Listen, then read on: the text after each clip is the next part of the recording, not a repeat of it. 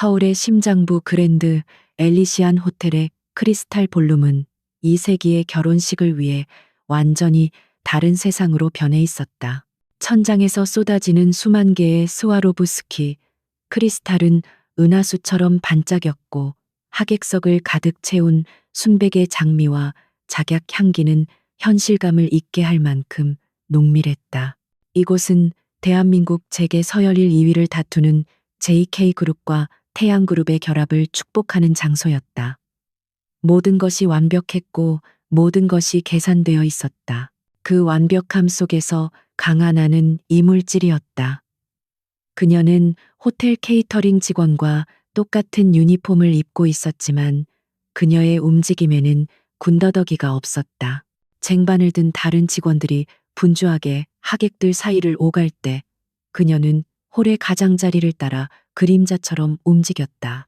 그녀의 눈은 샴페인 잔이나 빈 접시가 아닌 비상구의 위치, 경호원들의 동선, 그리고 단상 위에서 곧 부부가 될 한 남자에게 고정되어 있었다. 단상 위의 남자 JK그룹의 총수 권지혁은 최고급 턱시도를 입고 조각상처럼 서 있었다. 흠잡을 데 없는 외모와 냉철한 카리스마는 그를 더욱 비현실적으로 보이게 했다. 하지만 그의 깊은 눈동자에는 신랑의 설렘이나 기쁨 대신 차가운 심연이 자리하고 있었다. 그의 옆에 선 신부 유채리는 세상에서 가장 행복한 여자처럼 보였다. 순백의 드레스를 입은 그녀의 얼굴에는 승리자의 미소가 떠나지 않았다. 하나는 손목에 찬 저렴한 시계를 확인했다. 의뢰가 들어온 것은 정확히 이틀 전이었다. 그녀가 운영하는 특수 배송 업체 어반고스트의 익명 시스템에 간결하지만 황당한 메시지가 도착했다. 의뢰명 신랑 구출, 배송 물품 권지혁, 배송지 미지정. 성공 보수는 그녀가 1년 내내 벌어도 만지기 힘든 액수였다. 그리고 암구호가 있었다. 부산의 비를 가져왔습니까? 주례사의 목소리가 장엄하게 울려 퍼지고 있었다. 이제 곧 서약의 시간이었다. 하나의 심장은 강철처럼 차가웠다. 그녀는 지난 이틀간 이 건물의 모든 도면을 외우고 경호 시스템의 교대 시간을 파악했으며 수십 가지 탈출 경로를 시뮬레이션했다. 성공 확률은 높지 않았지만 불가능하지도 않았다. 그녀는 불가능에 가까운 일을 성공시키기 위해 존재하는 어반 고스트였다. 신랑 권지혁 군은 신부 유채린 양을 아내로 맞아 주례사가 서약의 첫 구절을 읊는 순간 하나의 눈빛이 날카로워졌다. 지금이었다. 그녀는 가장 가까운 테이블로 다가가 샴페인 병을 집어들었다. 그녀의 움직임은 물 흐르듯 자연스러웠다. 그녀는 마치 다른 잔을 채우려는 듯 움직이다가 홀의 중앙에 위태롭게 서 있는 거대한 샴페인 타워 쪽으로 향했다. 아무도 그녀를 주목하지 않았다. 그녀는 그저 수많은 직원 중 한 명일 뿐이었다. 샴페인 타워 근처에 도달한 그녀는 발을 살짝 헛디디는 척하며 들고 있던 샴페인 병을 놓쳤다. 병은 타워의 가장 아랫부분과 부딪혔고 균형이 무너지며 수백 개의 유리잔이 폭포처럼 쏟아져 내렸다. 날카로운 파열음과 함께 샴페인이 바닥을 적셨고 하객들의 짧은 비명이 터져나왔다. 홀 안의 모든 시선이 그쪽으로 쏠렸다. 가장 가까이 있던 경호원 4명이 즉시 소리가 난 곳으로 달려갔다. 그들이 만들어낸 아주 짧은 동선의 균열, 하나가 노린 것은 바로 그 순간이었다. 혼란을 틈타 그녀는 고양이처럼 몸을 낮춰 하객석 사이를 빠져나갔다. 그녀의 목표는 단상이었다. 아무도 무너진 샴페인 타워의 잔해를 치우려는 여직원에게 신경 쓰지 않았다. 마침내 그녀는 단상 아래에 도착했다. 권지혁의 구두가 그녀의 눈앞에 있었다. 유채리는 짜증 섞인 표정으로 소란이 일어난 쪽을 쳐다보고 있었고 주례사는 잠시 말을 멈춘 채 상황을 파악하려 했었다. 하나는 조용히 일어서며 권지혁의 바로 옆에 섰다. 그녀의 목소리는 주변의 웅성거림에 묻힐 만큼 작았다. 부산의 비를 가져왔습니까? 권지혁의 어깨가 아주 미세하게 굳어졌다. 그의 차가운 눈동자가 처음으로 그녀를 향했다. 그 시선에는 놀라움도 당황도 없었다. 오직 차가운 확인만이 담겨 있었다. 그는 누구도 들을 수 없는 목소리로 오직 그녀에게만 들리도록 속삭였다. 아니, 바다를 가져왔다. 암구호가 확인되었다. 배송이 시작된 것이다. 그 말이 끝나는 순간 하나의 손이 그의 팔을 강하게 붙잡았다. 동시에 그녀는 드레스 소매에 숨겨두었던 작은 원반을 바닥으로 던졌다. 치익하는 소리와 함께 바닥에서 순식간에 짙은 흰 연기가 피어올랐다. 연막탄이었다. 비명과 기침 소리가 뒤섞이며 단상 주변은 아수라장이 되었다. 이쪽입니다. 하나는 망설임 없이 그의 몸을 이끌었다. 권지혁은 조금도 저항하지 않았다. 오히려 그는 하나의 움직임을 예상했다는 듯이 완벽하게 호흡을 맞추며 그녀를 따랐다. 하나는 정문이 아닌 사전에 파악해둔 무대 뒤편의 직원 전용 통로로 향했다. 그곳은 경호가 가장 허술한 유일한 통로였다. 연기가 거치고 상황 파악이 되었을 때 단상 위에는 겁에 질린 주례사와 분노로 얼굴이 일그러진 유채린만이 남아 있었다. 그를 잡아 당장 유채린의 날카로운 비명이 홀 전체에 울려 퍼졌다. 그녀의 아버지인 유 회장의 얼굴은 분노로 시뻘게 달아올라 있었다. 경호원들이 뒤늦게 무대 뒤로 달려갔지만 그곳에는 텅 빈 복도만이 그들을 맞이했다. 하나와 권지혁은 이미 건물의 복잡한 내부 통로를 통해 지하 주차장으로 향하고 있었다. 모든 것이 그녀의 계획대로였다. 지하 3층 가장 구석진 곳에 낡은 배송용 트럭 한 대가 서 있었다. 엔진은 이미 켜져 있었다. 하나는 권지혁을 조수석에 밀어넣고 운전석에 올라탔다. 거친 시동 소리와 함께 트럭은 주차장을 빠져나와 서울의 복잡한 도로 속으로 합류했다. 백미러를 통해 점점 멀어지는 그랜드 엘리시안 호텔을 보며 하나는 굳게 닫혀 있던 입을 열었다. 첫 번째 단계는 성공입니다. 고객님. 권지혁은 턱시도 재킷을 벗어 던지며 넥타이를 거칠게 풀어헤쳤다. 그의 얼굴에는 여전히 아무런 감정도 드러나지 않았지만 그의 눈빛은 어둡게 타오르고 있었다. 그는 창밖의 풍경을 바라보며 나지막이 말했다. 이건 시작일 뿐이야. 하나의 손은 핸들을 단단히 잡고 있었다. 세기의 결혼식에서 신랑을 훔쳐낸 배송 임무는 성공했다. 하지만 진짜 전쟁은 이제부터 시작이었다. 그녀는 트럭의 내비게이션에 미리 입력해둔 좌표를 확인했다. 서울을 벗어나는 길은 앞으로도 험난할 터였다. 태양그룹의 힘을 생각하면 도시 전체의 모든 길이 막힐 수도 있었다. 하지만 그녀는 두렵지 않았다. 그녀는 어떤 물건이든 어떤 사람이든 약속된 장소까지 반드시 배송하는 최고의 전문가였다. 이번 배송품은 조금 특별하고 위험할 뿐이었다. 결혼식장은 아직도 충격과 혼란에서 벗어나지 못하고 있었다. 유채리는 웨딩드레스가 구겨지는 것도 아랑곳하지 않고 바닥에 주저앉아 울부짖었다. 그녀의 울음소리는 슬픔보다는 굴욕감과 분노에 가까웠다. 유 회장은 휴대폰에 대고 고함을 지르며 도시의 모든 출구를 봉쇄하라고 명령했다.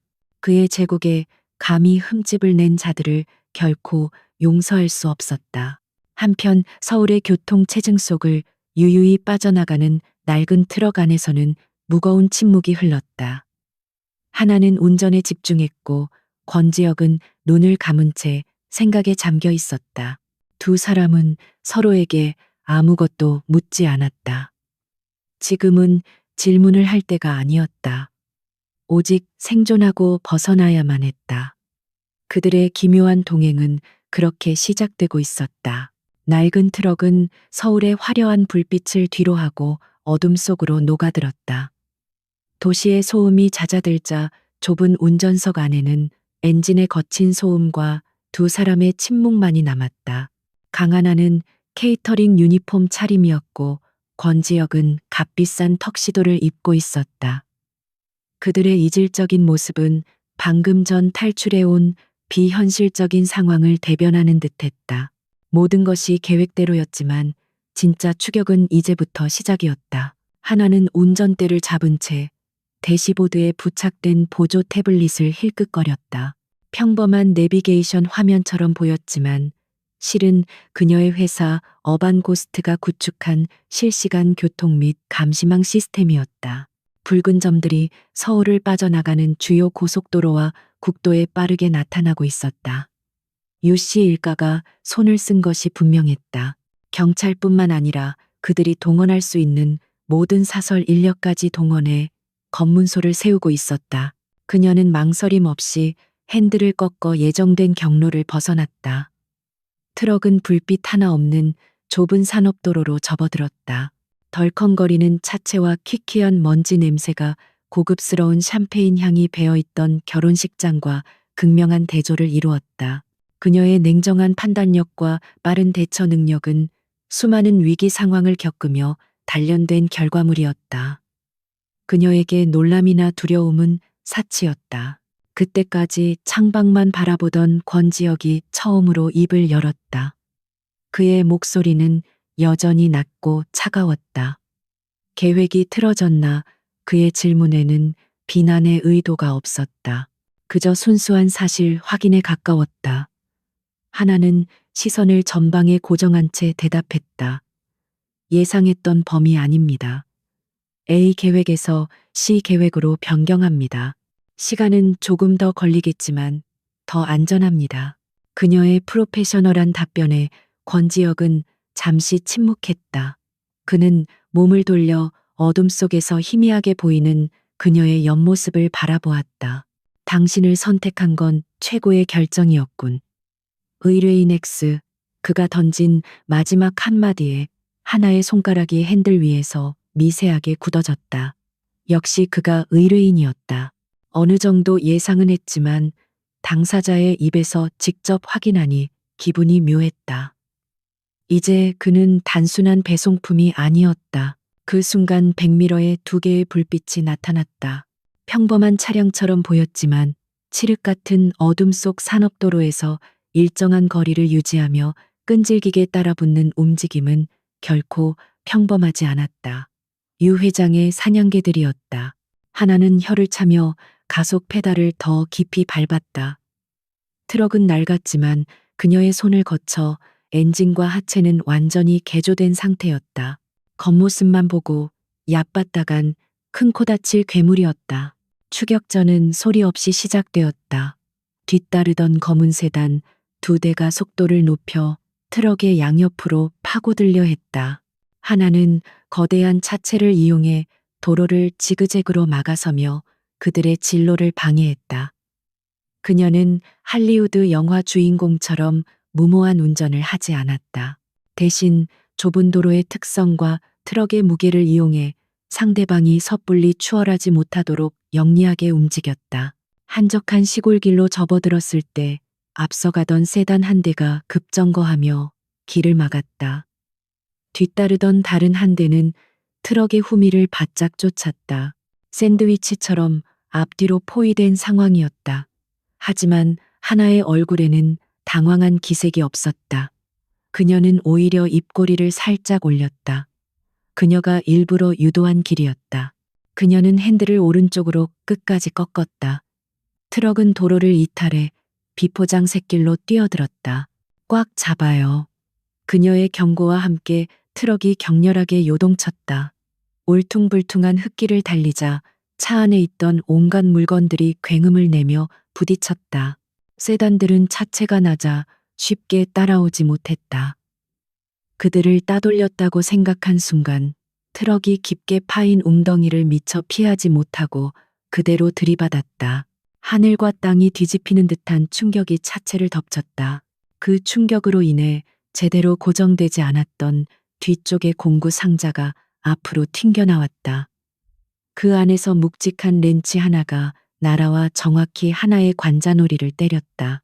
둔탁한 고통과 함께 눈앞이 순간적으로 하얗게 변했다. 그녀의 손에서 힘이 빠지며 핸들이 멋대로 돌아갔고 트럭은 방향을 잃고 길가의 나무를 향해 미끄러졌다.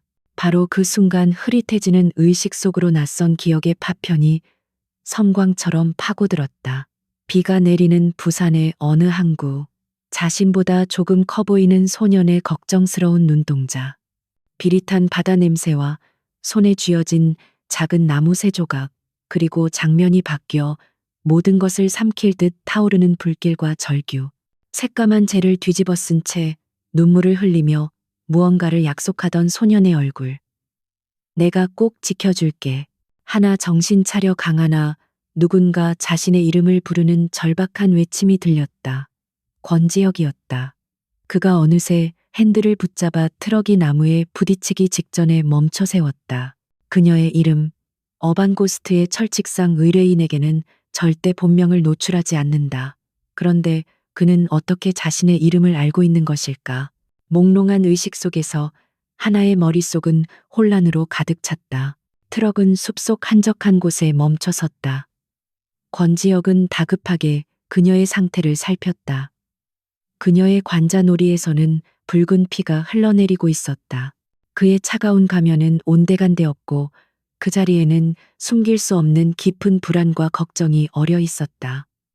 그는 자신의 값비싼 셔츠 소매를 찢어 그녀의 상처를 조심스럽게 눌렀다. 그의 손길은 예상외로 부드럽고 신중했다. 차가운 천의 감촉과 머리의 통증이 하나를 현실로 되돌려 놓았다. 그녀는 저도 모르게 그의 손을 밀어냈다.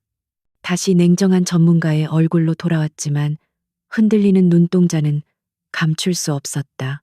기억의 파편 낯설지 않은 그의 눈빛, 그리고 자신의 이름을 부르던 그의 목소리가 머릿속을 맴돌았다. 내 이름을 어떻게 아는 거죠? 그녀의 질문에 권지혁의 표정이 순간 굳어졌다. 그는 상처에서 손을 떼고 다시 예전의 무표정한 얼굴로 돌아왔다. 하지만 그의 눈빛 깊은 곳에는 방금 전보다 더 짙은 슬픔과 어떤 그리움 같은 것이 스쳐 지나갔다.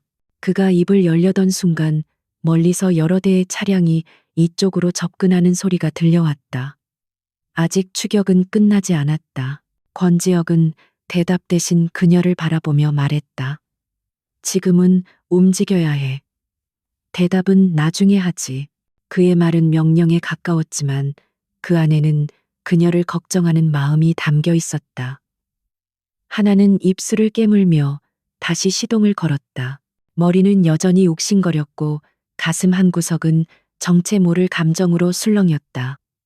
그들은 다시 어둠 속으로 몸을 숨겨야만 했다. 과거에 대한 질문은 일단 뒤로 미뤄둔 채 수시간의 숨막히는 추격전 끝에 낡은 트럭은 마침내 동해의 외딴 해안가에 멈춰섰다. 그곳에는 수십 년은 방치된 듯한 낡은 등대 하나가 위태롭게 서 있었다. 파도 소리와 거친 바닷바람 소리만이 가득한 이곳은 세상의 끝처럼 고립되어 있었다. 하나는 경계심을 풀지 않은 채 주변을 살폈지만 인기척이라고는 찾아볼 수 없었다. 이곳이 바로 권지혁이 말한 안전가옥이었다. 삐걱거리는 철문을 열고 안으로 들어서자 낡고 부식된 외부와는 전혀 다른 공간이 나타났다. 내부는 최첨단 보안 시스템과 현대적인 설비를 갖춘 완벽한 은신처로 개조되어 있었다. 권지혁은 익숙하게 조명을 켜고는 구급상자를 찾아 하나에게 다가왔다. 그는 더 이상 아무 말도 하지 않고 그녀의 상처를 치료하는 데에만 집중했다. 제가 직접 하겠습니다. 하나는 그의 손길을 피하며 몸을 뒤로 뺐다. 전문가로서 의뢰인에게 이런 모습을 보이는 것은 자존심이 허락하지 않았다. 하지만 권지혁은 물러서지 않았다. 그는 한쪽 무릎을 꿇고 그녀와 눈을 맞추며 나지막이 말했다. 당신은 나의 의뢰인이기 이전에 내 계획의 가장 중요한 파트너야. 파트너가 다치는 건 용납할 수 없어. 그의 진지한 눈빛의 하나는 더 이상 그를 거부할 수 없었다. 소독약이 상처에 닿자 따끔한 고통이 느껴졌지만 그녀는 미동도 하지 않았다. 대신 그녀의 모든 신경은 자신을 치료하는 남자의 섬세한 손길과 좀처럼 읽을 수 없는 그의 표정에 쏠려 있었다. 치료가 끝나자 다시 무거운 침묵이 두 사람을 짓눌렀다. 하나는 더 이상 이 불확실한 상황을 견딜 수 없었다. 그녀는 그의 눈을 똑바로 바라보며 입을 열었다. 이번에는 목소리에 냉정한 힘이 실려 있었다. 이제 대답해 주시죠. 제 이름은 어떻게 알았으며 이 모든 일의 정체는 무엇입니까? 당신의 안전을 책임지는 사람으로서 제가 상대해야 할 위험의 크기와 종류를 정확히 알아야겠습니다. 그녀의 말은 더 이상 단순한 질문이 아니었다. 이 작전의 지휘권을 나누자는 통보에 가까웠다. 권지혁은 마침내 고개를 끄덕였다. 그는 자리에서 일어나 등대의 작은 창가로 걸어갔다. 그는 한참 동안이나 밖에서 성난 파도를 바라보다가 마침내 무거운 입을 열었다. 유채린과의 결혼은 처음부터 태양그룹 유 회장이 파놓은 함정이었어. 그는 수년 전부터 JK그룹을 집어삼키려 했지. 최근에 돌아가신 아버지의 약점을 찾아냈고 그걸 빌미로 이 결혼을 강요했어. 합병을 가장한 완벽한 적대적 인수 계획의 마지막 단계였지. 그의 목소리는 분노로 가늘게 떨리고 있었다. 그가 창밖으로 시선을 고정한 채 이야기를 이어갔다. 나는 그 제안을 받아들이는 척했어. 그들의 경계심을 풀고 내부에서 그들의 비리를 파헤칠 시간이 필요했으니까. 유 회장은 내 상상 이상으로 거대한 악의 제국을 건설해 왔더군. 불법 비자금 정계 로비, 그리고 무수한 사람들의 피눈물 위에서 말이야. 권지혁은 잠시 말을 멈추고 심호흡을 했다. 가장 힘든 이야기를 꺼내려는 듯 보였다. 그는 천천히 몸을 돌려 하나를 바라보았다. 그의 눈빛은 깊은 슬픔과 죄책감으로 흔들리고 있었다. 그가 짓밟은 수많은 사람 중에는 당신의 가족도 있었어. 강하나, 15년 전 부산에서 작지만 건실한 해운업체를 운영하시던 당신의 아버지를 기억하나. 하나의 심장이 바닥으로 곤두박질 치는 것 같았다. 잊었다고 생각했던 안이 있기 위해 필사적으로 외면했던 과거의 상처가 그의 입을 통해 날카로운 비수가 되어 심장을 찔렀다. 그녀의 아버지는 밀수 혐의를 뒤집어쓰고 평생을 바친 회사를 잃었다. 모든 것을 잃은 충격에 화병을 얻어 1년도 채 안 돼 세상을 떠났다. 그녀는 그 모든 것이 단순한 불운이라고만 생각했다. 권지혁의 목소리가 그녀의 귀에 밝혔다. 그건 불운이 아니었어. 유 회장의 계획이었지. 당시 부산항의 물류를 장악하려던 그에게 당신의 아버지는 눈엣가시였거든. 그는 가장 잔인한 방법으로 경쟁자를 제거했고 당신의 가족에게서 모든 것을 빼앗아갔어. 하나의 두 주먹이 자신도 모르게 하얗게 될 때까지 굳게 쥐어졌다. 온몸의 피가 차갑게 식는 것 같았다. 그는 고통스러운 표정으로 말을 이었다. 더 비참한 건 당시 우리 아버지께서 유 회장의 압박에 못 이겨 그 계획에 일부 동조했다는 사실이야. 아버지는 평생을 그 죄책감 속에서 살다가 돌아가셨어. 돌아가시기 전에 내게 모든 것을 고백하며 반드시 유 회장을 무너뜨리고 당신 가족에게 진 빚을 갚으라고 유언하셨지. 이제야 모든 조각이 맞춰졌다. 권지혁이 자신을 아는 이유, 그가 목숨을 걸고 결혼식장에서 탈출한 이유, 그리고 그의 눈에 서려 있던 그 깊은 슬픔의 정체까지. 그는 단순히 기업을 지키기 위해 싸우는 것이 아니었다. 아버지의 죄를 씻고 한 소녀와의 오래된 약속을 지키기 위해, 그리고 망가진 그녀의 삶에 대한 정의를 되찾기 위해 싸우고 있었던 것이다. 그는 자신이 입고 있던 턱시도 안쪽에서 작은 USB 하나를 꺼내 보였다. 여기 유 회장의 모든 범죄 증거가 담겨 있어. 결혼식이 끝나면 나는 그의 꼭두각시가 되고 이 증거는 영원히 묻히게 될 터였지. 그래서 탈출해야만 했어. 그의 소나기에서 벗어나 외부에서 반격을 시작하기 위해.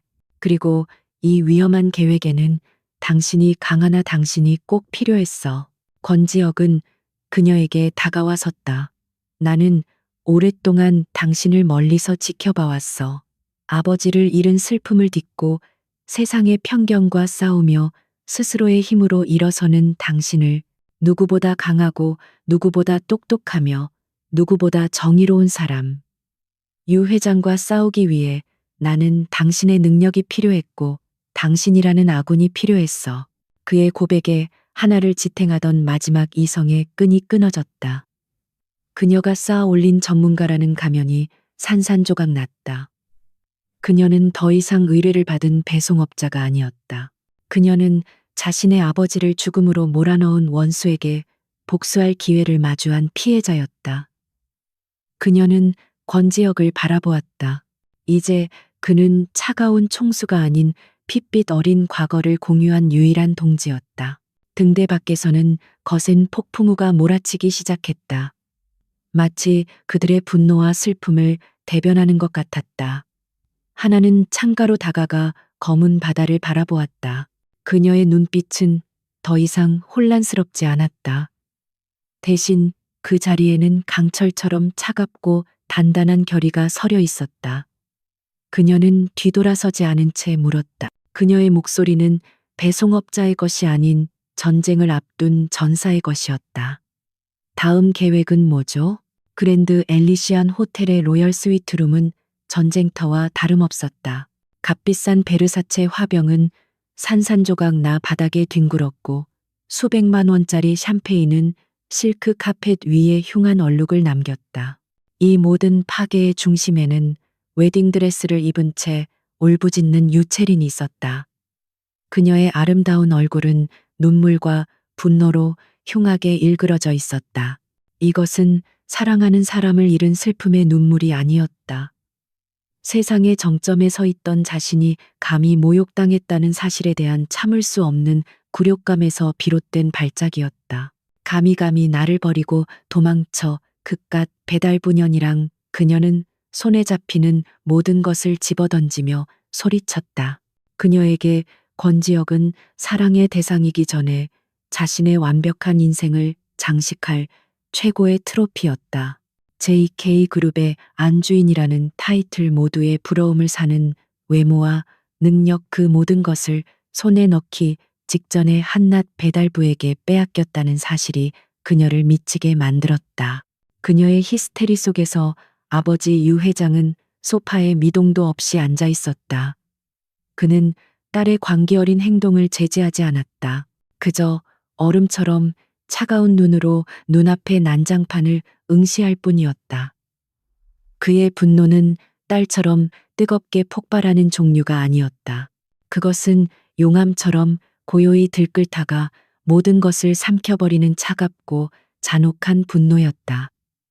그는 단지 체면을 구긴 것에 화가 난 것이 아니었다.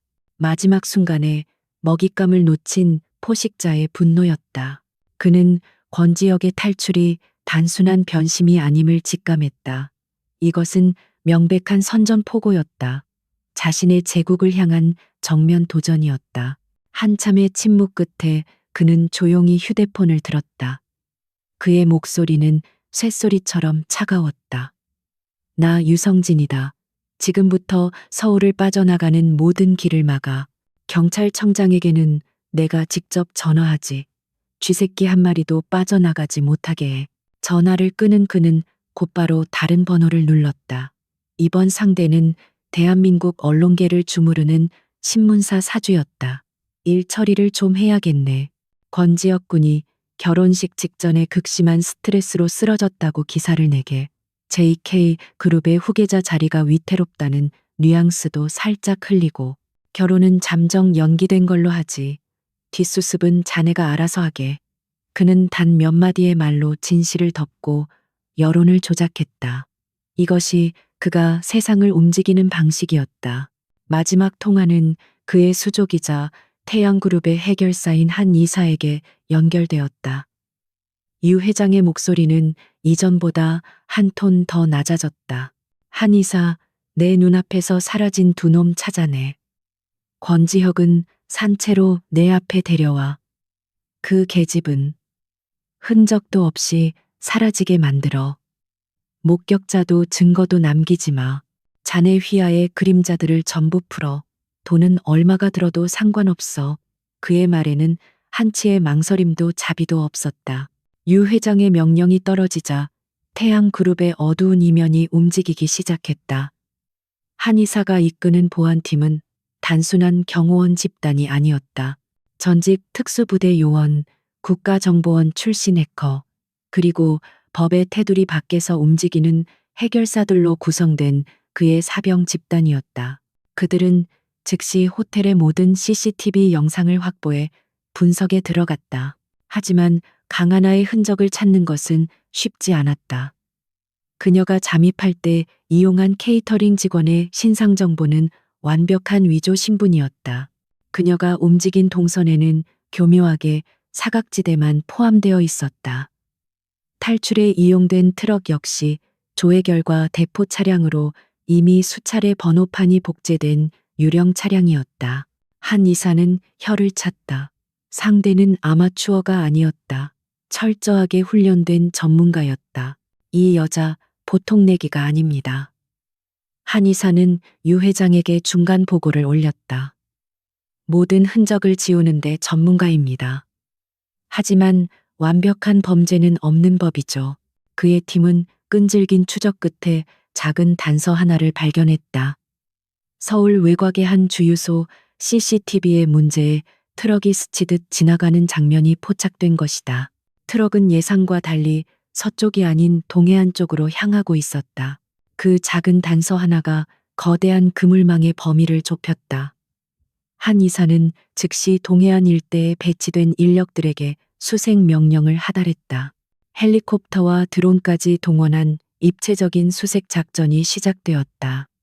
강원도와 경상북도를 잇는 모든 해안도로와 산간도로에 그들의 눈과 귀가 깔리기 시작했다. 이제 하나와 지역이 숨을 수 있는 공간은 시시각각 줄어들고 있었다. 그 시각 TV 뉴스에서는 권지혁의 건강 이상설이 보도되고 있었다. 아나운서는 안타까운 표정으로 세기의 결혼식이 신랑의 갑작스러운 공황장애로 인해 연기되었다고 전했다. JK그룹의 주가는 소폭 하락했고 사람들은 젊은 총수의 건강을 염려했다. 거대한 음모와 추격전이 벌어지고 있다는 사실을 아는 사람은 아무도 없었다. 세상은 그렇게 기만당하고 있었다. 다시 스위트룸. 유 회장은 펜트하우스의 거대한 통유리창 앞에 서서 어둠에 잠긴 도시를 내려다보고 있었다. 저 아래 어딘가에서 자신을 배신한 권지혁과 그를 빼돌린 여자가 쥐처럼 숨어 있을 터였다. 그때 한 이사로부터 전화가 걸려왔다. 동해안으로 향했다는 보고를 받은 유 회장의 입가에 마침내 잔인한 미소가 걸렸다. 사냥감이 어느 방향으로 도망쳤는지 알게 된 사냥꾼의 미소였다. 찾아내 땅 끝까지 쫓아가서라도 반드시. 그는 전화를 끊고 와인잔을 들었다. 붉은 와인이 그의 서늘한 눈동자에 비쳐 마치 피처럼 보였다. 권지혁 내 놈이 감히 내게 반기를 들어 태양의 그림자에서 벗어날 수 있을 거라 생각했나. 그는 와인을 한 모금 마셨다. 이제 게임은 시작되었다. 그리고 이 게임의 규칙을 정하는 것은 언제나 자신이었다. 등대 안의 공기는 폭풍우가 지나간 뒤의 고요함처럼 무겁고 팽팽했다. 강하나와 권지혁은 더 이상 도망자가 아니었다. 그들은 어둠 속에서 반격을 준비하는 전략가들이었다. 등대 내부는 권지혁이 수년에 걸쳐 비밀리에 구축해 놓은 최첨단 지휘 본부였다. 여러 대의 모니터와 서버, 그리고 독립된 위성 통신 장비까지 갖춰진 이곳은 태양그룹의 감시망이 미치지 못하는 유일한 성역이었다. 두 사람의 역할은 명확하게 나뉘었다. 하나는 어반고스트의 능력을 10분 발휘했다. 그녀는 자신의 보안 네트워크에 접속해 유 회장의 추격팀을 교란하기 위한 디지털 유령들을 만들어내기 시작했다. 대포폰 전파를 서울과 부산에 동시에 터뜨리고 위조된 신용카드 사용 내역을 제주도에서 발생시키는 등 그들의 위치를 특정할 수 없도록 수십 개의 가짜 흔적을 인터넷 세상에 뿌렸다. 그녀의 손가락은 키보드 위에서 춤을 추듯 움직였다. 그녀는 단순한 배송업자가 아니었다. 정보전의 스페셜리스트였다. 그녀는 자신의 정보망을 총동원해 유 회장 측의 움직임을 역추적했다. 태양그룹 보안팀의 통신을 감청하고 그들이 매수한 언론사와 경찰 내부의 움직임까지 파악했다. 그녀는 어둠 속에서 적의 눈과 귀가 되어 보이지 않는 방패를 만들어내고 있었다. 같은 시간 권지혁은 다른 종류의 전쟁을 치르고 있었다. 그의 앞에는 유 회장의 범죄 증거가 담긴 USB 파일들이 펼쳐져 있었다. 화면을 가득 채운 것은 복잡한 회계장부와 자금 흐름도 그리고 수많은 차명 계좌 목록이었다. 그는 이 증거들을 곧바로 언론에 터뜨릴 생각이 없었다. 유 회장은 언론을 통제하고 진실을 왜곡할 힘이 있었다. 어설픈 공격은 오히려 역풍을 맞을 뿐이었다. 그의 전략은 훨씬 더 정교하고 치명적이었다. 그는 제국의 심장을 직접 타격하는 대신 제국을 지탱하는 수많은 혈관을 하나씩 끊어낼 계획이었다. 그는 태양그룹의 수많은 계열사 중 가장 취약한 고리를 찾기 위해 밤낮으로 데이터를 분석했다. 그의 눈은 날카로운 메스의 칼날처럼 장부 위에 숨겨진 작은 균열과 모순을 정확히 찾아냈다. 그에게 이 숫자들은 단순한 데이터가 아닌 유 회장의 탐욕이 남긴 흉터들이었다. 시간은 쉼없이 흘러갔다. 등대 안에는 낮과 밤의 구분이 없었다. 잠은 사치였고 식사는 모니터 앞에서 해결하는 전투 식량과 다름없었다. 고도의 집중력이 요구되는 작업 속에서 두 사람은 서로에게 유일한 의지였다. 잠시 머리를 식히기 위해 마시는 커피 한 잔의 시간, 그 짧은 순간에 그들은 서로의 과거와 상처를 공유하기 시작했다. 하나는 아버지가 돌아가신 후 홀로 세상을 버텨내야 했던 시간들에 대해 덤덤하게 이야기했다. 그녀의 목소리는 건조했지만 그 안에는 깊은 슬픔과 세상에 대한 분노가 배어 있었다. 지혁은 말없이 그녀의 이야기를 들어주었다. 그의 눈에는 그녀를 향한 존경심과 함께 그 모든 고통의 시작에 자신의 아버지가 연관되어 있다는 깊은 죄책감이 어려 있었다. 지혁 역시 자신의 삶에 대해 털어놓았다. 아버지의 그늘 아래서 유 회장이라는 거대한 악과 마주하며 살아야 했던 고독한 시간들. 오직 복수와 정의 구현이라는 목표 하나만을 위해 달려온 그의 삶은 황량하기 그지없었다. 그들은 서로의 이야기를 통해 비로소 같은 상처를 가진 동지임을 그리고 서로가 서로에게 유일한 위로임을 깨닫게 되었다. 어느 새벽 며칠 밤을 샌 하나가 자신도 모르게 책상에 엎드려 잠이 들었다.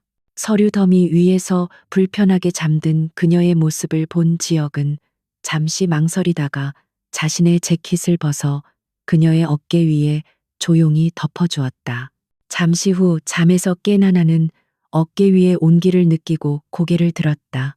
지혁이 바로 옆에서 걱정스러운 눈으로 자신을 지켜보고 있었다. 그의 눈에는 평소의 냉철함 대신 한 번도 본 적 없는 따뜻함이 담겨 있었다. 그 순간 두 사람 사이에는 아무런 말도 오가지 않았다. 하지만 그 침묵 속에서 수만 마디의 말보다 더 깊은 감정의 교류가 이루어졌다. 극한의 상황 속에서 피어난 신뢰와 연대감은 서서히 다른 감정으로 변해가고 있었다. 그들은 서로에게 단순한 파트너, 그 이상의 의미가 되어가고 있었다. 며칠간의 분석 끝에 마침내 첫 번째 공격 목표가 정해졌다. 하나의 정보망을 통해 태양그룹의 해운 계열사 중 하나가 유 회장의 비자금을 조성하고 밀수를 통해 돈 세탁을 하는 핵심 창구라는 사실이 드러났다. 겉보기에는 평범한 무역 회사였지만 그 실체는 범죄 조직의 심장이었다. 그리고 지역은 그 심장을 멈출 방법을 찾아냈다. 두 사람은 마지막으로 계획을 점검했다. 지역은 돈 세탁에 사용된 구체적인 거래 내역과 차명 계좌 정보를 찾아냈고, 하나는 이 정보를 금융감독원의 특정 부서에 있는 내부 조력자에게 가장 안전하게 전달할 수 있는 경로를 확보했다. 지역이 무엇을 공격할지 결정하면 하나는 어떻게 공격할지 방법을 찾아냈다. 그들의 협력은 톱니바퀴처럼 완벽하게 맞물렸다. 모든 준비가 끝났다. 익명의 이메일 한 통이면 태양제국의 첫 번째 균열을 만들 수 있었다. 하나는 전송 버튼 위에 마우스 커서를 올려놓은 채 지역을 바라보았다. 이 버튼을 누르는 순간 그들은 돌아올 수 없는 강을 건너게 된다. 거대한 전쟁의 서막을 여는 것이었다. 지역은 그런 그녀의 마음을 읽었다는 듯 그녀의 손 위로 자신의 손을 가만히 포겠다. 그의 손은 따뜻하고 단단했다. 준비됐어.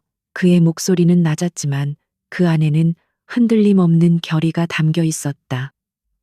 하나는 그의 눈을 마주보며 희미하게 미소 지었다. 그녀의 눈빛은 그 어느 때보다 단단하고 차분했다.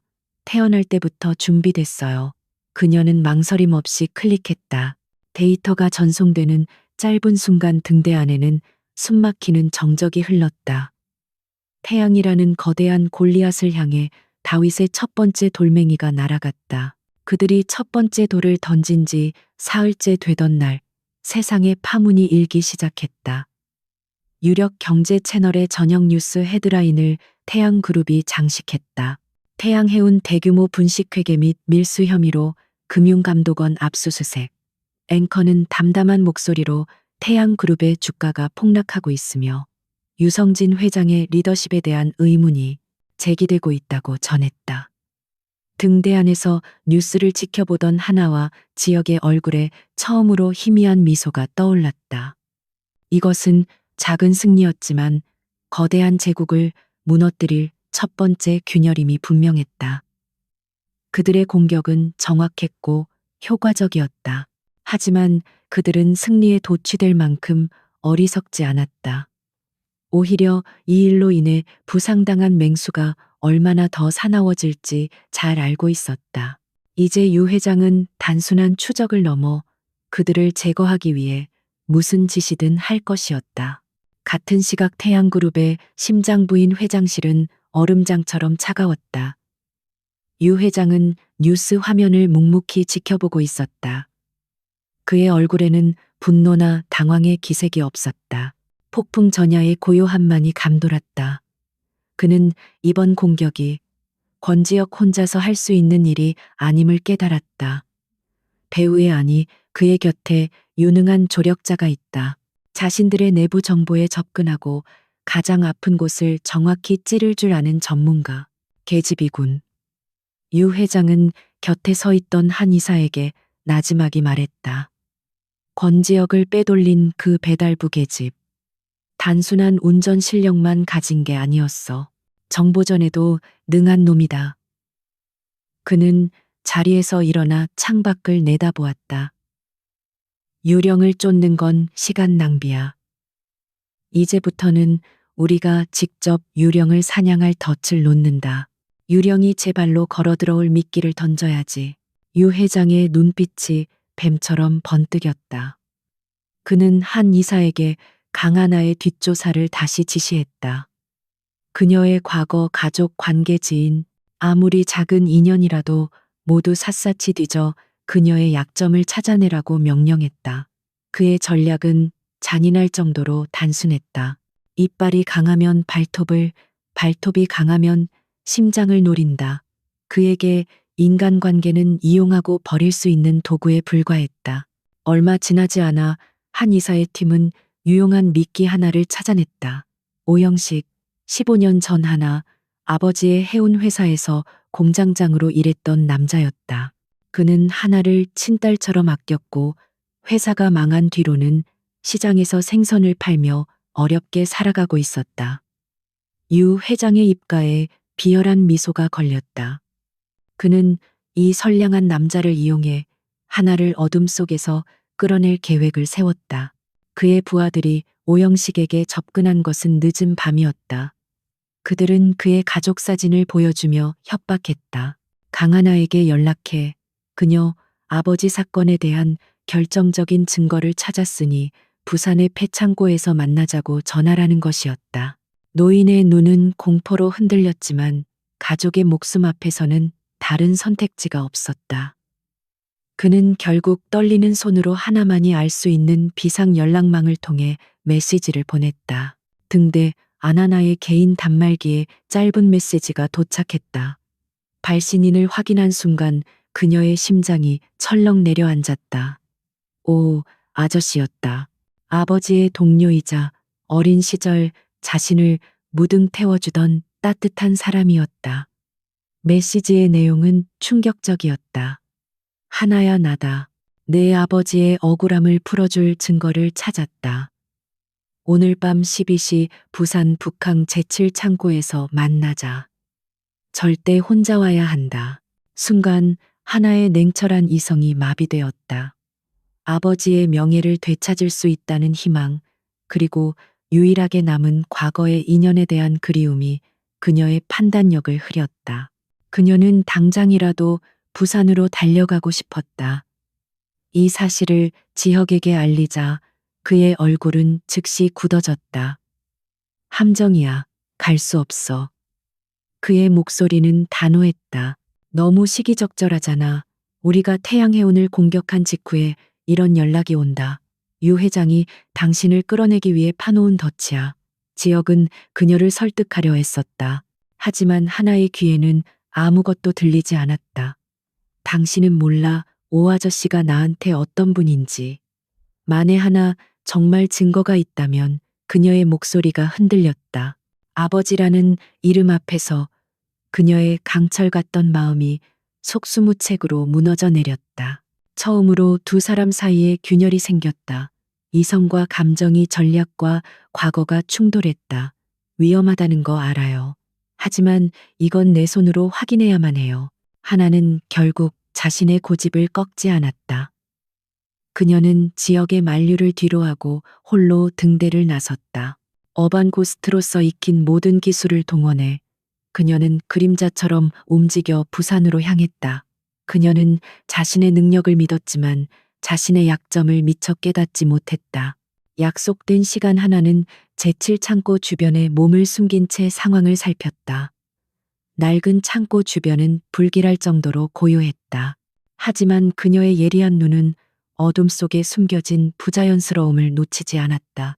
주변에 수상한 차량들이 배치되어 있었고 창고 지붕 위에서 망원 렌즈의 불빛이 미세하게 반사되었다. 완벽한 매복이었다. 지역의 말이 맞았다. 그녀가 조용히 물러서려던 순간 창고 문이 열리며 한 이사의 부하들에게 붙들린 오영식의 모습이 보였다. 노인은 공포에 질려 있었고 그들은 그를 인간 방패처럼 앞세우고 있었다. 그 모습을 본 순간 하나의 가슴이 무너져 내렸다. 그녀는 분노와 자책감에 입술을 깨물었다. 자신의 어리석은 감정 때문에 무고한 사람을 위험에 빠뜨린 것이다. 한 이사의 부하들이 그녀가 숨어 있는 방향으로 천천히 포위망을 좁혀왔다. 이제 도간에 든 쥐였다. 바로 그때였다. 밤하늘을 찢는 날카로운 소음과 함께 거대한 드론이 창고 위로 나타났다. 드론에 장착된 서치라이트가 대낮처럼 환하게 바닥을 비췄고 스피커에서는 고막을 찢을 듯한 경보음이 울려 퍼졌다. 동시에 주변의 모든 가로등이 스파크를 일으키며 폭발했고 일대는 순식간에 암흑과 혼돈에 휩싸였다. 권지혁이었다. 그는 그녀를 혼자 보낼 수 없었다.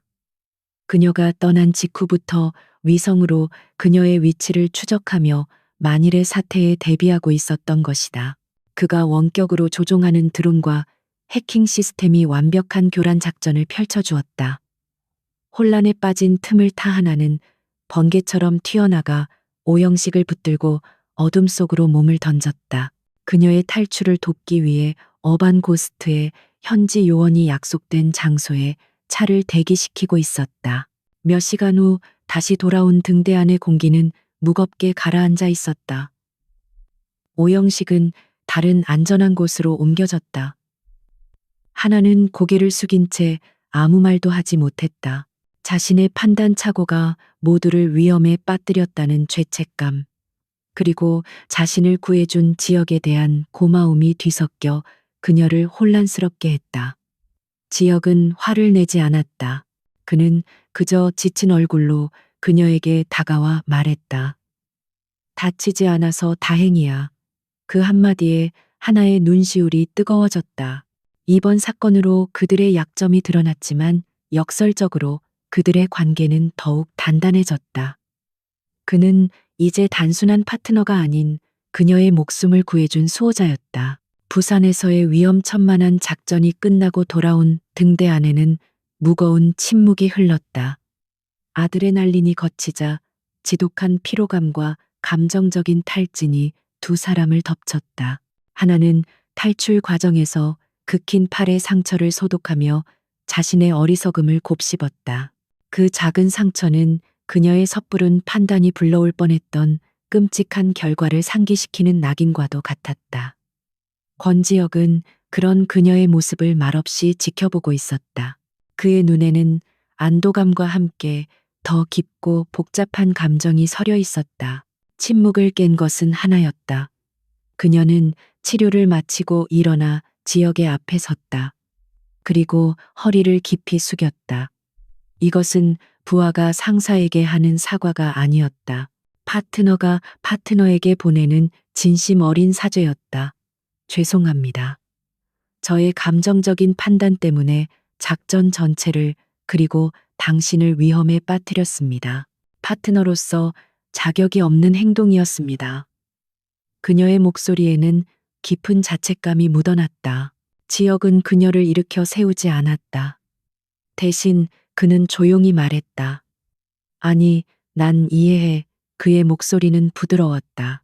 당신에게 아버지가 그리고 과거의 인연이 어떤 의미인지 알기에 당신의 선택을 비난할 수 없어. 다만 당신을 잃을까봐 두려웠을 뿐이야. 그의 솔직한 말에는 파트너의 안위를 걱정하는 차원을 넘어선 진한 개인적인 감정이 실려 있었다. 그 말에 두 사람을 가로막고 있던 마지막 직업적인 경계선이 완전히 허물어졌다. 그날 밤 두 사람은 좀처럼 잠을 이루지 못했다. 끓어오르는 생각과 감정들로 머릿속이 복잡했다. 그들은 약속이라도 한 듯 등대의 꼭대기에 있는 좁은 발코니로 향했다. 며칠간 그들을 괴롭혔던 폭풍우는 완전히 멎어 있었고 고요해진 밤바다 위로 은은한 달빛이 쏟아져 내리고 있었다. 세상에 오직 두 사람만 존재하는 듯한 완벽한 고요함이 그들을 감쌌다. 한참 동안 말없이 달빛에 젖은 바다를 바라보던 지역이 먼저 입을 열었다. 그의 목소리는 밤 공기처럼 차분했다. 예전에 아버지를 따라 부산에 자주 내려오곤 했어. 그때 바다를 정말 좋아하는 한 소녀를 만났지. 물수제비를 어떻게 뜨는지, 어떤 조개 껍데기가 가장 예쁜지 가르쳐 주던 햇살처럼 밝고 겁이 없는 아이였어. 그의 시선은 바다를 향해 있었지만 그의 마음은 아득한 과거를 보고 있었다. 하나는 숨을 죽인 채 그의 이야기를 들었다. 그의 말이 15년 동안 굳게 닫아두었던 그녀의 기억의 문을 조심스럽게 두드리고 있었다. 지역은 계속해서 말했다. 어느 날 오후 우리는 작은 나무 조각으로 새를 깎았어. 소녀는 바다를 자유롭게 나는 갈매기를, 나는 그 갈매기를 멀리서 지켜보는 등대지기를 만들었지. 그리고 약속했어. 무슨 일이 있어도 서로를 지켜주기로. 그의 말과 함께 하나의 머릿속에서 흩어져 있던 기억의 파편들이 하나로 맞춰지기 시작했다. 렌치의 머리를 맞았을 때 보았던 그 희미한 영상들, 비 내리는 항구 작은 나무새, 그리고 모든 것을 앗아간 그날의 화재, 까만 재를 뒤집어 쓴 채 울고 있던 자신에게 똑같이 눈물을 흘리며 내가 꼭 지켜줄게 라고 외치던 어린 소년의 얼굴이 선명하게 떠올랐다. 그 소년이 바로 권지혁이었다. 지혁은 마침내 바다에서 시선을 거두고 그녀를 바라보았다. 그의 눈에는 십수년간 묻어두었던 애틋한 감정이 파도처럼 일렁이고 있었다. 그 소녀가 내 첫사랑이었어, 하나야. 그의 고백은 달빛 아래서 속삭임처럼 울려 퍼졌다. 그날 이후 너희 가족이 풍비박산나고 우리가 헤어진 뒤로 난 단 한순간도 널 잊은 적이 없어. 우리 아버지의 과오에 대한 죄책감, 그리고 절망에 빠져 있던 내 마지막 모습이 내 인생의 모든 발걸음을 결정했어. 그의 고백은 충격적이었다. JK그룹을 지금의 자리까지 키워낸 것은 단순한 경영이 아니었다.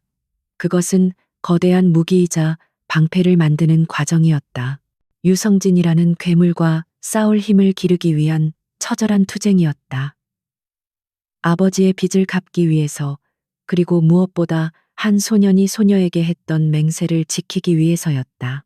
그가 했던 모든 계약과 밤샘 근무, 그리고 때로는 냉혹해야만 했던 결정들까지도 모두 그녀에게로 향하는 길 위에 있었다. 어반 고스트를 찾아낸 건 전략적인 선택이 아니었어. 내 인생의 목표를 완성하기 위한 마지막 퍼즐이었지. 마침내 너와 함께 나란히 서서 싸우기 위해서. 그의 말은 하나의 심장을 송두리째 흔들었다. 눈앞의 남자는 이제 의뢰인도 파트너도 과거의 소년도 아니었다. 그는 자신의 인생 전부를 걸어 오직 그녀를 위한 거대한 계획을 세우고 실행해온 사람이었다. 그의 희생과 사랑의 깊이를 깨닫자 하나의 눈에서 뜨거운 눈물이 흘러내렸다. 잃어버린 세월에 대한 슬픔과 그 모든 것을 감내한 그에 대한 고마움, 그리고 걷잡을 수 없이 피어나는 사랑의 눈물이었다. 지혁은 대답을 강요하지 않았다. 그는 그저 자신의 모든 것을 내보인 채 그녀의 반응을 기다렸다. 하나의 떨리는 손이 허공을 헤매다 조심스럽게 그의 팔 위에 내려앉았다. 완벽한 수락은 아니었지만 그의 마음에 대한 분명한 응답이었다. 그 작은 접촉을 통해 말보다 더 깊은 위로와 이해가 두 사람 사이에 흘렀다. 달빛 아래 그들의 길고 길었던 그리움이 마침내 서로에게 닿는 순간이었다. 달빛 아래에서의 고백 이후 등대 안의 공기는 미묘하게 달라졌다. 작전을 계획하는 팽팽한 긴장감은 여전했지만 그 밑바탕에는 서로를 향한 깊은 신뢰와 애틋함이 강물처럼 흘렀다.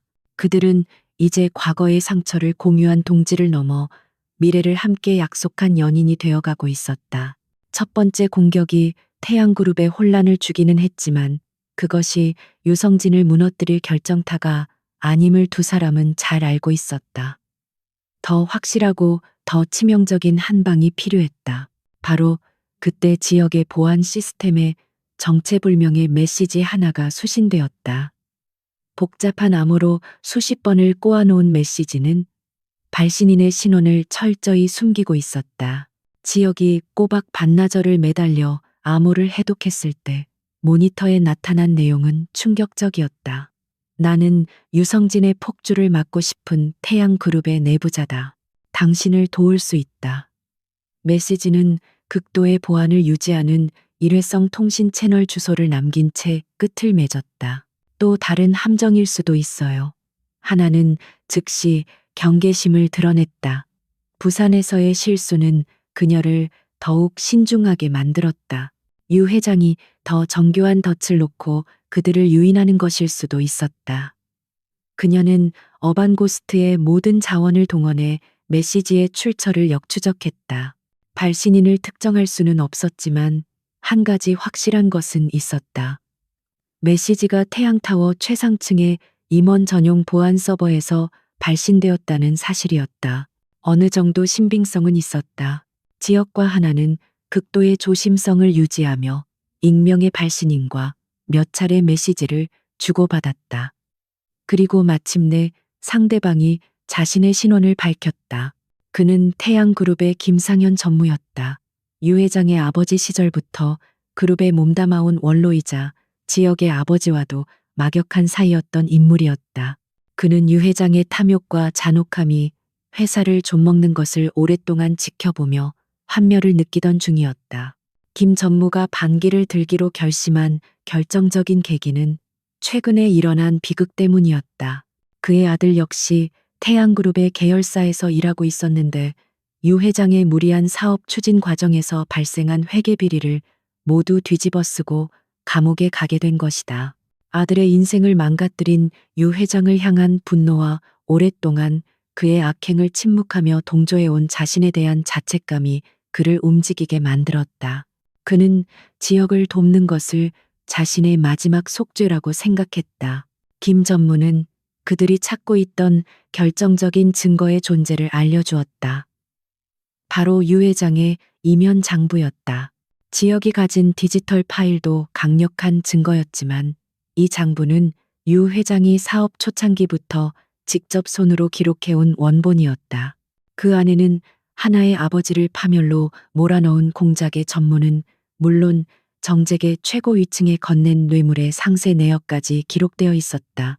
디지털 데이터처럼 조작 의혹을 제기할 수도 없는 유 회장의 숨통을 끊을 수 있는 단 하나의 물증이었다. 문제는 그 장부의 위치였다.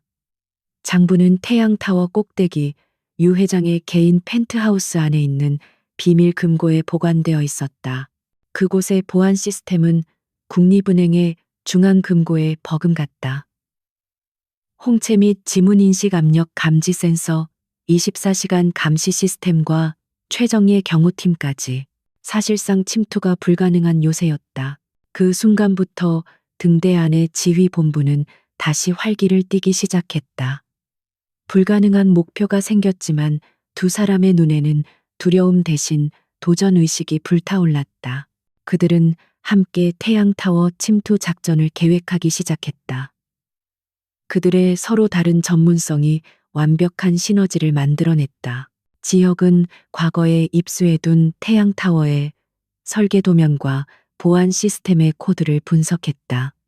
그는 시스템의 허점과 CCTV의 사각지대 경호원들의 교대 패턴을 파고들었다. 과거 태양그룹과 협력했던 경험을 바탕으로 그는 그들의 내부 프로토콜과 의사결정 과정을 꿰뚫어 보고 있었다.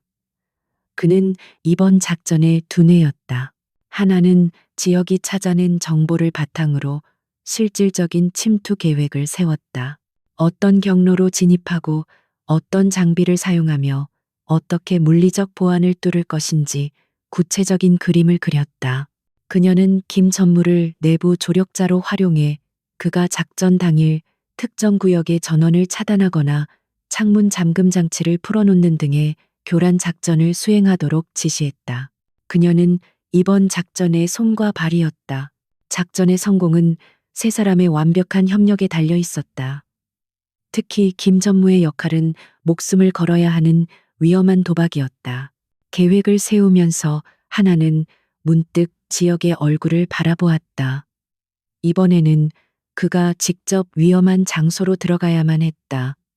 그녀의 마음속에 불안감이 엄습했다. 너무 위험해요. 당신을 또다시 위험에 빠뜨릴 수는 없어요. 하지만 지역은 그녀의 손을 잡으며 단호하게 말했다. 이번엔 혼자가 아니야. 우리 함께야. 당신 아버지를 위한 그리고 우리 모두를 위한 마지막 싸움이야. 함께 시작했으니 끝도 함께 봐야지. 그의 흔들림 없는 눈빛의 하나의 불안은 굳은 결의로 바뀌었다. 그들은 이제 서로의 약점을 보완하는 완벽한 한 팀이었다. 작전일은 이틀 뒤로 정해졌다. 그날 저녁 태양타워에서는 해외 투자자들을 위한 대규모 기업 행사가 열릴 예정이었다. 유 회장을 비롯한 모든 핵심 인력과 경호팀의 시선이 연회장으로 쏠리는 단 30분. 그것이 그들에게 허락된 유일한 시간이었다. 하나와 지역은 등대 중앙에 띄워진 타워의 3차원 홀로그램 지도를 바라보았다. 붉은색으로 표시된 침투 경로는 마치 사자의 심장으로 향하는 가느다란 혈관처럼 보였다. 마지막 퍼즐 조각은 이제 손에 잡힐 듯 가까이 있었다. 작전 당일의 밤, 태양타워는 보석처럼 서울의 야경 위에서 빛나고 있었다. 아래층 연회장에서는 대한민국의 정재계를 움직이는 인물들이 모여 화려한 파티를 즐기고 있었다. 그 화려함과 소음으로부터 완벽히 차단된 옆 건물의 옥상 강하나와 권지혁은 검은색 작전복 차림으로 마지막 장비를 점검하고 있었다. 팽팽한 긴장감 속에서 두 사람은 말없이 서로의 눈을 바라보았다. 그 눈빛 속에는 굳은 신뢰와 함께 모든 것을 끝내겠다는 결연한 의지가 담겨 있었다. 시작하죠. 하나의 나지막한 목소리와 함께 작전이 시작되었다. 그녀는 특수 제작된 와이어건을 들어 태양타워의 중간층 불이 꺼진 기계실을 향해 발사했다. 쉬익하는 소리와 함께 고강도 와이어가 어둠을 가로질러 목표 지점에 정확히 밝혔다. 이제 돌아갈 길은 없었다. 그들은 수백 미터 상공의 아찔한 외줄에 목숨을 맡긴 채 발 아래 까마득한 도시의 불빛을 뒤로하고 사자의 소굴로 향했다. 타워 내부는 거미줄처럼 얽힌 서비스 통로와 환풍구의 미로였다. 지역은 휴대용 태블릿으로 건물의 보안 시스템을 무력화시켰다. 그의 손가락이 화면 위를 스치자 복도를 비추던 CCTV 화면은 평화로운 빈 복도의 영상으로 바뀌었고 겹겹의 전자 잠금 장치는 소리 없이 해제되었다. 하나는 그의 뒤를 따르며 적외선 감지기와 압력 센서 같은 물리적 함정들을 특수 장비로 하나씩 제거해 나갔다. 그들의 호흡은 완벽했다. 최상층으로 향하는 마지막 수직 통로에서 그들은 순찰 중인 경호팀의 발소리를 들었다. 두 사람은 순식간에 좁은 배전반 뒤쪽 공간으로 몸을 숨겼다. 숨막히는 어둠 속에서 두 사람의 몸이 강하게 밀착되었다. 서로의 심장 소리가 고막을 때렸고 경호원들의 군합발 소리가 점점 가까워졌다. 몇 초가 몇 시간처럼 느껴지는 시간이 흐른 뒤 발소리는 멀어져 갔다. 그들은 그제야 참았던 숨을 내쉬며 다시 움직이기 시작했다. 마침내 그들은 유 회장의 펜트하우스 집무실에 도착했다. 김 전무가 약속대로 아래층에서 일으킨 작은 소동 덕분에 대부분의 경호 인력은 자리를 비운 상태였다. 마지막 관문은 티타늄 합금으로 만들어진 거대한 금고문이었다. 지역이 복잡한 암호를 해독하는 동안 하나는 청진기를 댄 채 미세한 다이얼을 돌려 기계식 잠금 장치를 풀어냈다. 마침내 철컥하는 작은 소리와 함께 지옥의 문이 열렸다. 금고 안쪽 가장 깊숙한 곳에 낡은 가죽 장부 한 권이 놓여 있었다. 지난 수십 년간 유성진이 저지른 모든 악행의 기록이었다. 지역은 떨리는 손으로 장부를 집어들었다. 아버지의 하나의 가족이 겪은 고통, 그리고 수많은 피해자들의 눈물이 그 무게에 담겨 있었다. 바로 그 순간 등 뒤에서 집무실의 모든 조명이 대낮처럼 환하게 켜졌다. 육중한 금고문이 소름 끼치는 소리를 내며 닫혔다. 유성진 회장이 박수를 치며 어둠 속에서 모습을 드러냈다. 그의 옆에는 한 이사와 최정의 경호원들이 총을 든 채 서 있었다. 그리고 그들 옆에는 얼굴이 피멍든 채 붙잡혀 있는 김상현 전무가 있었다. 유 회장은 처음부터 모든 것을 의심하고 있었다. 그는 이 파티를 이용해 권지혁과 내부의 배신자를 한 번에 잡을 이중 덫을 놓았던 것이다. 그의 얼굴에는 승리자의 오만한 미소가 가득했다. 어리석은 놈. 이 하랩이 손바닥 안에서 노란한 걸 이제야 알았나. 유 회장은 지역을 조롱하며 다가왔다. 내 놈의 아비도 그러더니 자식놈까지 주제 파악을 못하는군. 그리고 저 더러운 뒷골목 계집까지 데리고 와서 뭘 어쩌시겠다. 그의 경멸적인 말에 하나의 눈빛이 차갑게 빛났다. 전투는 피할 수 없었다. 경호원들이 좁혀오는 순간 하나가 먼저 움직였다. 그녀는 책상 위 묵직한 만년필을 집어들어 가장 가까운 경호원의 손목을 가격하고 그의 총을 빼앗아 무력화시켰다. 집무실은 순식간에 아수라장이 되었다. 하나는 훈련된 암살자처럼 책상과 소파를 엄폐물 삼아 경호원들을 상대했다. 지역은 싸움에는 능숙하지 않았지만 목숨처럼 장부를 품에 안고 그녀를 보호하기 위해 몸을 던졌다. 육탄전이 벌어지는 동안 진짜 싸움은 다른 곳에서 시작되었다. 코너에 몰린 지역은 유 회장을 똑바로 바라보며 그의 손에 들린 장부의 내용을 큰 소리로 읽기 시작했다. 1998년 10월 5호 의원에게 대선 자금 50억 원 전달. 2007년 3월 경쟁사였던 강진호 사장. 강하나의 부친에게 밀수 혐의 조작 지시. 책임자 당시 부산지검 5호 검사. 그는 유 회장에게 말하는 것이 아니었다. 그의 충직한 부하들, 평생 그를 위해 헌신해온 경호원들에게 말하고 있었다. 자신들이 충성을 바친 회장이 단순한 부자가 아니라 무고한 사람을 파멸시키고 나라를 좀먹은 악랄한 범죄자라는 사실을 듣게 된 경호원들의 눈빛이 흔들리기 시작했다. 하나는 그 찰나의 망설임을 놓치지 않고 전세를 역전시켰다. 닥쳐라. 그 주둥아리 닥치지 못해 유 회장은 이성을 잃고 지역에게 달려들었다. 바로 그때 지역은 자신의 재킷에 달린 작은 펜 모양의 장치를 보여주었다. 작은 렌즈가 붉은 빛을 내뿜고 있었다. 늦었습니다. 유 회장님. 당신의 자백과 이 장부의 내용은 지금 이 순간 대한민국의 모든 언론사로 생중계되고 있습니다. 지역의 마지막 카드. 그것은 초소형 실시간 스트리밍 카메라였다. 이 방에 들어온 순간부터 이 모든 대치 상황과 유 회장의 협박, 그리고 장부의 내용은 전 세계로 송출되고 있었다. 유 회장의 얼굴에서 오만한 미소가 사라지고 경악과 절망이 그 자리를 채웠다. 자신의 제국이 자신의 손으로 전 국민이 지켜보는 앞에서 무너져 내리는 순간이었다. 저 멀리 아래층에서 수많은 경찰차의 사이렌 소리가 밤 공기를 가르며 점점 더 가까워지고 있었다. 태양타워 펜트하우스의 유리는 아래에서부터 기어오르는 수십 개의 붉고 푸른 경광등, 불빛에 어지럽게 번쩍였다. 사이렌 소리가 천지를 진동했고 유성진 회장의 철옹성 같던 제국은 그렇게 허무하게 무너져 내렸다. 모든 것을 체념한 그의 얼굴 위로 절망이 그림자처럼 드리웠다. 생중계는 끝났지만 그의 몰락은 이제부터 시작이었다. 경찰 특공대가 들이닥쳤고 한때 대한민국을 호령하던 거물은 차가운 수갑을 찬 채 초라하게 끌려나갔다. 그날 밤의 사건은 태양 게이트라는 이름으로 대한민국을 뒤흔들었다. 유성진의 비밀 장부는 판도라의 상자였다. 상자가 열리자 그 안에서 튀어나온 추악한 진실들은 정제기를 가리지 않고 거대한 태풍을 일으켰다.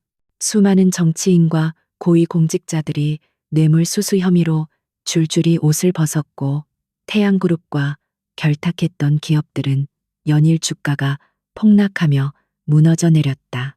몇 달에 걸친 재판 끝에 유성진은 무기징역을 선고받았다. 법정에서 최후 진술을 하던 그의 모습에서는 과거의 오만함이라고는 찾아볼 수 없었다. 유채린 역시 비자금 조성에 가담한 혐의로 실형을 선고받고 몰락했다. 강하나의 아버지 강진호 사장의 이름은 사후 15년 만에 공식적으로 모든 혐의를 벗고 명예를 회복했다. 느리지만 정의는 반드시 제자리를 찾는다는 것을 세상은 똑똑히 목격했다. 그리고 1년이라는 시간이 흘렀다. 격렬했던 폭풍우는 지나가고 세상은 언제나 그랬듯 새로운 일상에 적응해 나갔다. 권지혁은 JK그룹의 대대적인 개혁을 단행했다. 그는 과거의 어두운 고리를 끊어내고 투명하고 윤리적인 경영을 기치로 내걸었다. 그의 진심 어린 노력에 JK그룹은 대중의 신뢰를 회복하며 더욱 단단한 기업으로 거듭났다. 강하나 역시 새로운 삶을 시작했다. 그녀는 어반고스트를 양지로 끌어올려 합법적인 특수보안 컨설팅 회사로 전환했다. 과거의 위험한 임무 대신 그녀의 비상한 능력은 이제 사람들을 지키고 보호하는 데 사용되었다. 그녀와 지역은 더 이상 어둠 속에 숨지 않았다. 그들은 평범한 연인들처럼 함께 저녁을 먹고 주말에는 영화를 보며 상처 입었던 시간들을 서로의 온기로 치유해 나갔다. 어느 맑은 봄날 지역은 하나를 데리고 부산으로 향했다. 그들이 도착한 곳은 그들의 인연이 처음 시작되었던 이제는 평화로운 공원으로 변한 오래된 부둣가였다. 따스한 햇살 아래 두 사람은 어릴 적 그랬던 것처럼 나란히 바닷가를 걸었다. 파도 소리와 갈매기 울음소리가 아픈 과거의 기억을 부드럽게 어루만져 주는 듯 했다. 지역은 15년 전 불타는 창고 앞에서 그녀에게 약속했던 바로 그 자리에 멈춰섰다. 그리고 그는 그녀의 앞에서 조용히 한쪽 무릎을 꿇었다.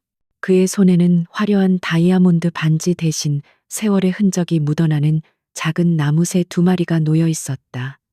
그가 수십 년 동안 소중하게 간직해온 어린 시절의 약속이었다.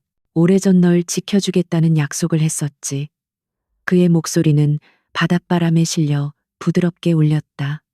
그 약속을 지키기 위해 정말 오랜 시간이 걸렸어. 이제 새로운 약속을 하고 싶어 하나야. 남은 내 모든 시간을 바쳐 너를 사랑하고 너의 곁에서 함께 웃고 울겠다고. 나와 결혼해 줄래? 하나의 눈에서 기쁨의 눈물이 투명하게 흘러내렸다. 그녀는 말없이 고개를 끄덕였다. 세상 그 어떤 화려한 고백보다 진실하고 그 어떤 비싼 보석보다 영롱한 그의 마음에 대한 대답이었다. 과거는 더 이상 그들에게 상처가 아니었다. 그것은 서로의 사랑이 얼마나 깊고 단단한지를 증명하는 견고한 주춧돌이 되어 있었다. 그리고 몇 달 후 두 사람의 진짜 결혼식이 열렸다. 세상을 떠들썩하게 했던 그랜드 엘리시안 호텔이 아닌 부산의 바다가 한눈에 내려다 보이는 작은 언덕 위에서였다. 수백 명의 하객 대신 김상현 전무와 오영식 씨의 가족처럼 그들이 진심으로 아끼는 몇몇 사람들만이 그 자리를 축복했다. 순백의 드레스를 입은 하나와 가벼운 정장 차림의 지역은 그 어느 때보다 행복해 보였다. 두 사람은 서로의 눈을 바라보며 직접 쓴 사랑의 서약을 나누었다. 훔쳐낸 신랑과 그를 배송했던 여자, 기이하게 시작되었던 그들의 인연은 마침내 사랑이라는 이름의 목적지에 무사히 도착했다. 두 사람의 입맞춤과 함께 시원한 바닷바람이 그들의 새로운 시작을 축복해 주었다. 그것은 광활하고 자유로운 바다처럼 무한한 가능성으로 가득 찬 미래를 향한 출항이었다.